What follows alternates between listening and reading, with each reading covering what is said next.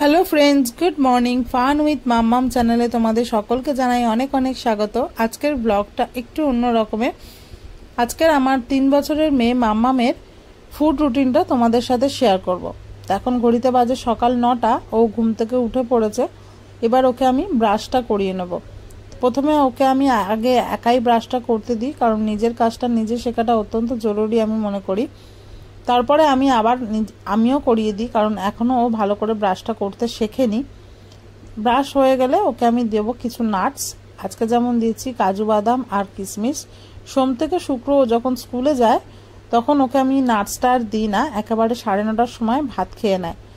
ভাত কখনো তার সাথে ডাল, আলু ভাজা, আলু সিদ্ধ থাকে, বা কখনো সবজি সিদ্ধ থাকে, তার সাথে ডিম সিদ্ধ বা মাছ ভাজা, বা মাঝে মাঝে শুধু ডাল, আলু সিদ্ধ, আলু ভাজা এইসবই খেয়ে যায়। আর টিফিনে ওকে বেশিরভাগ দিন ফ্রুটসটাই দিই, কারণ ও ফ্রুটস খেতে খুব ভালোবাসে। কখনো কখনো কেক দিই, চিপস দিই, এইসব দিই, বাট বেশিরভাগ দিন ও ফ্রুটসটাই নিয়ে যায়। আজকে যেহেতু ছুটির দিন, ওকে আর ভাতটা দেবো না। ও নিজের ব্রেকফাস্ট এটাই চুজ করেছে, রুটি আর আলু ভাজা। তার সাথে একটা পরোটাও বানিয়েছি। পরোটাটা খেলে খাবে, না খেলে আমি খেয়ে নেবো। তা ও দেখলাম রুটিটাই খেলো, রুটি আর আলু ভাজাটা খেলো। তার সাথে একটু জ্যাম নিয়ে নিয়েছিল। মাঝে মাঝে ওকে রুটির বদলে ব্রেড জ্যামও দিই, ব্রেড বাটারও দিই। আর আমি এই জ্যামটা ইউজ করি। জ্যামটা বেশ ভালো, এতে নো এক্সট্রা সুগার, আর এর টেস্টটা বেশ ভালো, ও বেশ ভালো খায়। তোর ব্রেকফাস্ট হয়ে গেছে, আর ওকে আমি এখন বসিয়েছি ড্রয়িং ক্লাসের হোমওয়ার্কটা করতে। কালকে যেহেতু সানডে, ওর ড্রয়িং ক্লাস থাকে, তাই ওর হোমওয়ার্কটা করিয়ে নিচ্ছি।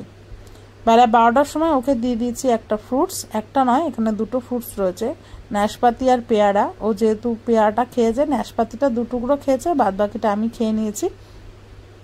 প্রতিদিন ওকে আমি একটা সিজনাল ফ্রুট দিই, নয় কলা দিই, নয় লেবু দিই, কখনো কখনো আম দিই। এখন যেহেতু আর আম নেই, তো যাই হোক, ফ্রুটসটা খাওয়ার পর ও একটু টিভি দেখলো। এখন ঘড়িতে বাজে 1:10। ওকে এবার স্নানটা করিয়ে নেবো। প্রতিদিন যেহেতু এই টাইমে স্কুল থেকে ফেরে, এখনই চান করে, ওই জন্য এই সময় চানটা করালাম। আর আজকের ওর লাঞ্চে আছে খিচুড়ি, পাঁপড় ভাজা, আলু চোখা, বেগুন ভাজা, আলুর দম। যেহেতু ভেজ, আজকের আমাদের লাঞ্চ এটাই।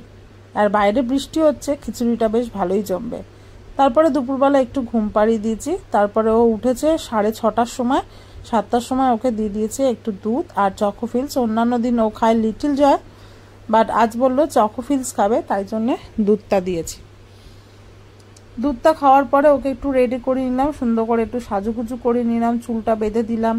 যেহেতু ওর কার্লি হেয়ার, চুলটা না বাঁধলে বড্ড যেন সেই পাখির বাসা যেরকম থাকে না, ওরকম হয়ে যায়। তো তাই জন্য চুলটা ওকে বেঁধে দিলাম। তারপরে ওকে নিচে নিয়ে যাব, ও ঠাকুমার সাথে খেলবে, আর ওর ডিনারটা বানিয়ে নেবো আমি।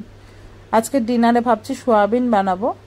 ও প্রতিদিন একটা করে থাকে, না ফিশ থাকে, না এগ থাকে, চিকেন থাকে, আর না তো সয়াবিন। যেহেতু এই সপ্তাহে সয়াবিন খায়নি, তাই জন্য আজকে ভাবলাম সয়াবিনটা করে দিই। মাঝে মাঝে শনিবার করে পনিরটাও ও খায়, যেহেতু শনিবার আমাদের নিরামিষ হয়।